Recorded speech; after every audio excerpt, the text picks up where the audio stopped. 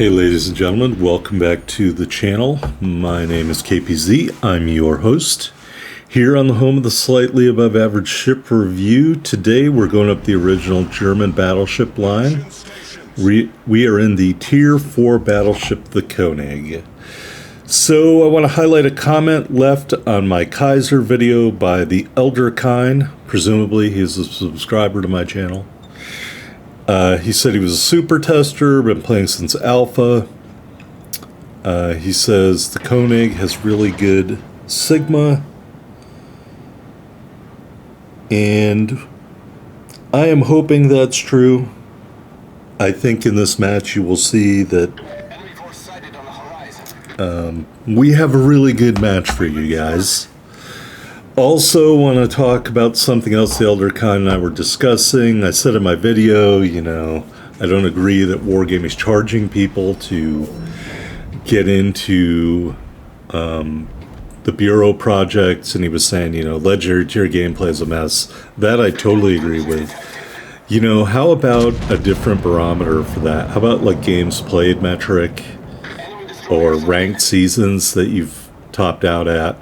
And use that as the barrier to entry rather than just money, So that's just one man's opinion. Someday maybe they'll have a ranked battles or a brawl season where you have to have a certain winning percentage, certain amount of games played to get in. Not that I'm trying to ostracize people who aren't good at the game or not as good at the game, pardon me. Hotspot, by the way, domination match in the Konig here. Love the paint job, by the way, on the Konig. And we're going to try and shoot across at that P-Cola. Maybe just something where there's a little bit different bar to entry other than money. Because anybody can throw money out there. Just like anybody can get a Citadel hit on the P-Cola. Alright, well, enough about that. Welcome back to the channel. We are over 200 subscribers. Want to thank everybody for subscribing. Likes, comments, subscriptions when I'm not complaining about wargaming. Yes, I do have another channel. No, there isn't any current content on it. Just a couple of playthroughs. So if you want to check that out, it's in the About section of my channel. Should be the link there.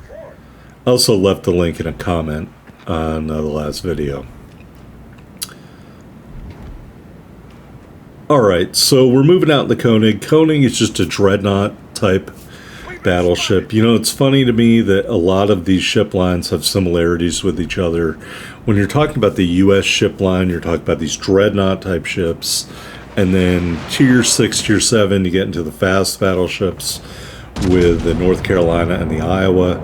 Well, I think the German line is kind of similar to that. You've got the Kaiser, the Konig, whichever one is a tier 5, Bayern, and then then they get more battle cruisery. Not to mention on Wednesday we're going to have the early access Derflinger video. Hopefully I pronounced that somewhat correctly. Really nice match, not as nice as this one, but really nice, and I think you'll enjoy it. Hope you tune in for that. I will do that as a premiere or whatever. Friday, I haven't really made up my mind. I could do a premium ship, or I could do the last 6 wins in ranked. We'll see what happens. We'll see what happens, but there's plenty of German premium battleships out there. And since we're all about Germany this month, I may put a premium ship review on Friday. Alright, so we haven't really done a whole lot other than citadeling that Pensacola. I hate to say it, I have to remind myself not to charge at the enemy, especially when I play a ton of destroyers and I switch to a battleship, and all of a sudden I'm just charging straight into the enemy. Like, hey, wait a minute. We're not in a destroyer anymore. We're spotted and we're getting shot at by 5 or 10 people. So I would tell anyone playing this game in a battleship, do not rush towards the enemy. Even if it means you're out of your main battery range for a little bit, they eventually will come to you. And you especially don't want to advance without support. But if you look at the minimap, what are we doing right now? We don't have a ton of support. Now, there are ships up here with us, in the area of us, but they're not with us. You know what I mean? We're not in a platoon or a division together. I have no idea what they're thinking or doing. They have no idea what I'm thinking or doing. So advancing this much is always a risk. The only reason I'm willing to do it in this scenario is I believe this is an isolated ship. Whether that's true or not, who knows, but I am under the impression that the Hyuga out here is an isolated ship. Okay. Sorry, just checking my secondary battery range, wondering why it's not going off right now.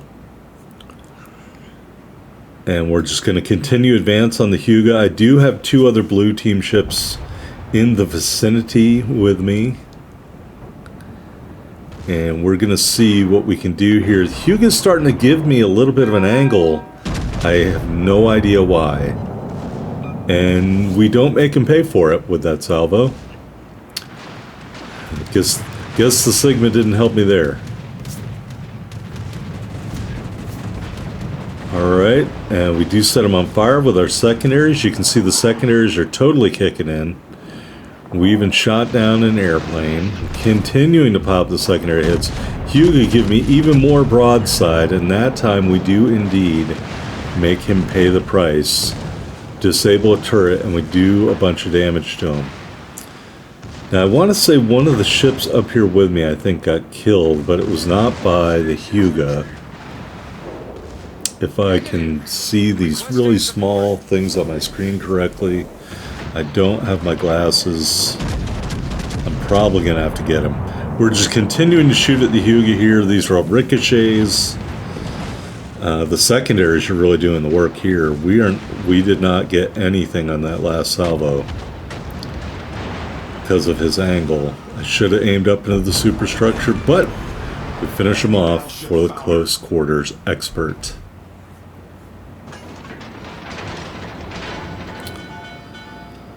Alright, so we got a destroyer out here, got a Furitaka out here, and we got 1 kill. We got about 56k, and so we're just going to kind of head towards where the enemy is. I'm going to step away from the microphone really quickly to get my super magnification glasses. We're probably going to shoot at the Furitaka. I need your support.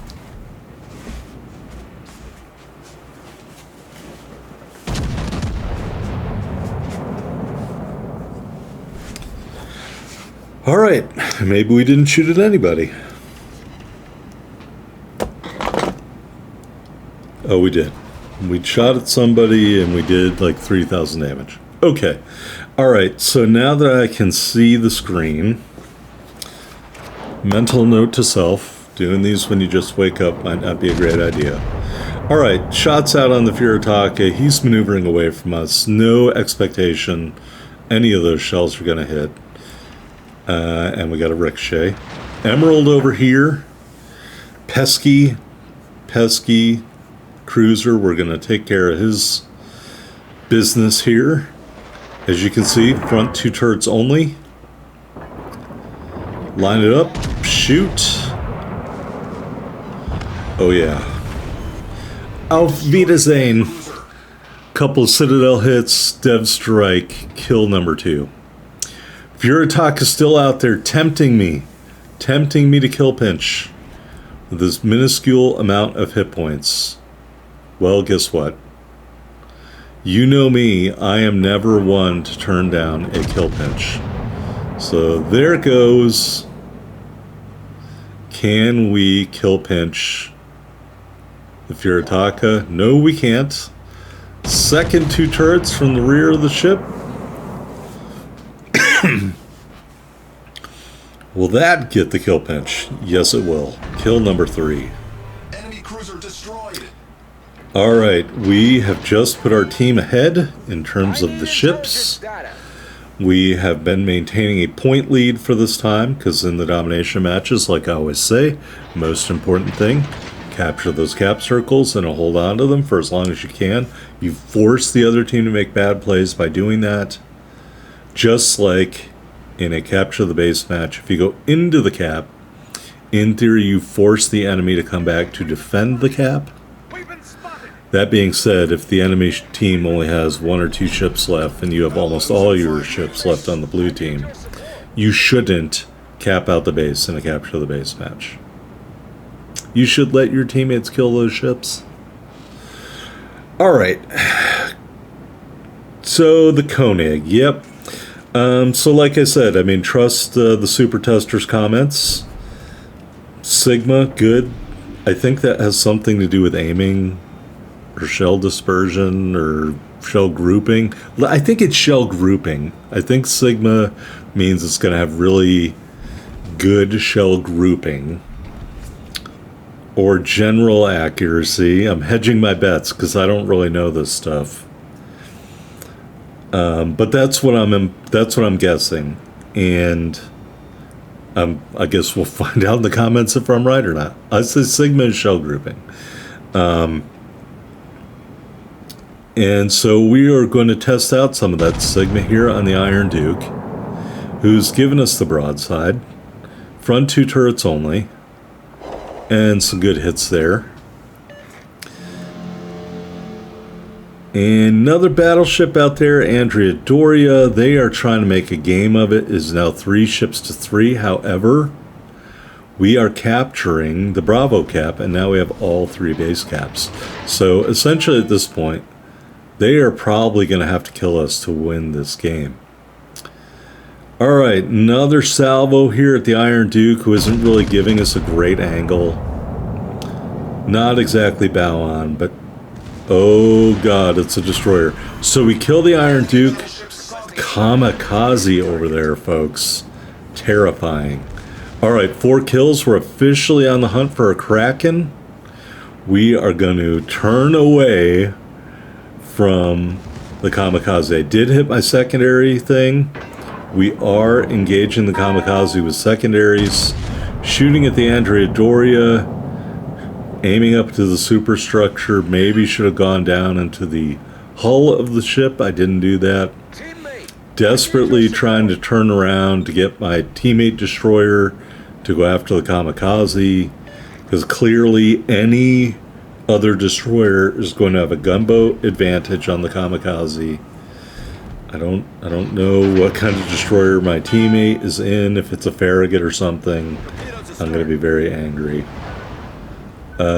Yo, that Duca got erased. Oh, never mind. I thought I was in the cap of the destroyer. The destroyer's in the middle of nowhere. So Andrea Doria put out another salvo there. And we unlock the high caliber medal. And I really just need my teammate to go back in here and neutralize this Kamikaze. And I will be happy. We are going to take care of the Andrea Doria. Look at our thing. We got plenty of health. We got a heal left.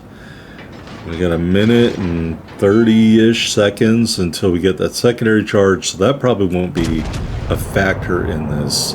We accidentally hit the island, but we do a little bit of damage to the Andrea Doria. We have a superior profile to him. We're giving him an angled profile. He's giving me the full broadside. So in my opinion, that's good for us. We'll sneak those last 2 turrets over, do a little bit more damage. At this point, I am just not paying attention to the Kamikaze at all. Trying to get this reload. The very least, we got the front 2 turrets ready to go. We'll turn and give him this bow on profile again. And he is still giving me almost the full broadside. Aim for this bow plating in the front here. Don't do a ton of damage. So that kind of sucks. You see, he's turning towards me. I think he's going to ram me. Or try to ram me. So, unfortunately, he does ram me. But, Kraken unleashed. And hey, I'll take it. We got a huge lead. And here's our Farragut here versus the Kamikaze. Kamikaze had almost no health left. I don't know if that was because our secondaries wore him down or some other reason. But Farragut, I was a little worried. I like Farragut's to be a lot more aggressive when they're going against kamikazes. And him keeping his distance like this really kind of skeeved me out a little bit. But he finishes them off, and our team wins the game. Alright, got some milestones here. Here we are on the victory screen. The Kraken Unleashed. I think it's number 81. High caliber medal, devastating strike medal, close quarters expert medal. We finished with over 130,000 damage, 5 kills, 3 hits to Citadel, 57 secondary battery hits, 216,972 silver, 3423 ship XP and commander XP in the Konig.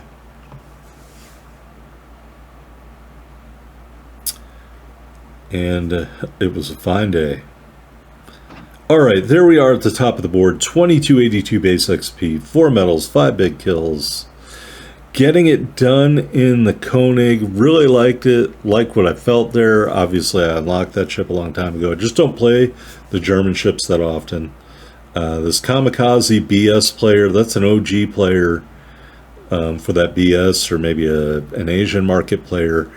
Come on, you're in the Kamikaze. You should have dominated this game. Alright, here we are on the port. Upgrades, just 1 main battery mod 2. You really need that for this ship, in my opinion. Of course, it's fully upgraded. At the time I recorded the video, this was not available yet. But I have it now, and I have a game in it. You'll see it. 3 charges of the repair party, 3 charges of the enhanced secondary targeting consumable. We were running the Epic Battle Booster to increase our main battery range. We got this permanent standard camouflage, and of course, the 2-year strong flag. Taking a look at the stats, 47,100 hit points and a 22% torpedo damage reduction. Got those 5 twin 305mm turrets, 16.2 kilometer firing range, 25.7 second reload, 38.7 second turn time, HE shells 5,300 damage, 3,500 damage, pardon me, 23% fire chance, AP shells 8,100 damage. 2 sets of secondaries, the max range of both is 5.3 kilometers. The first set reloads every 3.3 seconds, 1,200 HE shell damage, 5% fire chance.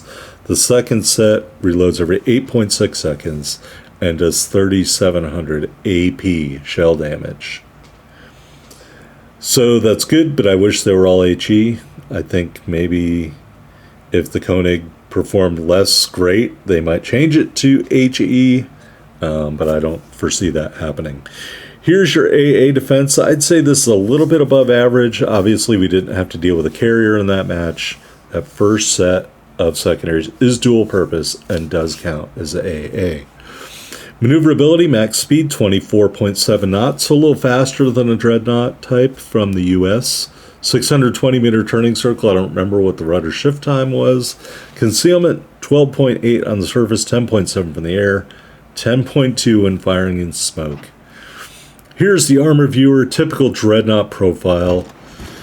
And what I mean by that, it's got a armor plate running up to the bow of the ship, below water citadel with a heavy plate in the front and the rear. 19mm bow. Again, you see that armor plate there ranging up to 220 millimeters. So you can do a little bit of work there. Got a torpedo belt and the casemate armor here. Really good for broadside. I think the lower tier Dreadnought German ships have a great armor profile, although I do not care for how lightly armored the turrets and barbettes are.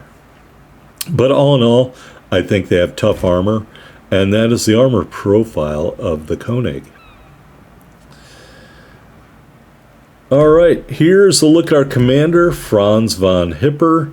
We have him fully built out for secondaries, sort of. I got D. Ravel and I got Haruna. And so him and his base trait and Haruna really help out the secondaries here.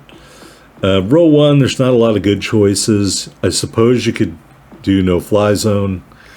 Maybe in the future I would do that. You should see the other guy is a terrible choice. Flammable cannoneers also a terrible choice because German ships frequently burst into flames. Row 2 crisscross, row 3 marksmanship, row 4 reaching out XXL, and at the lower levels I recommend will to rebuild. That is how we built out Franz von Hipper. If you enjoyed this video, like, comment, subscribe below. Thank you so much for watching. That is the Tech Tree Spotlight of the Konig. See you on the next video, everybody.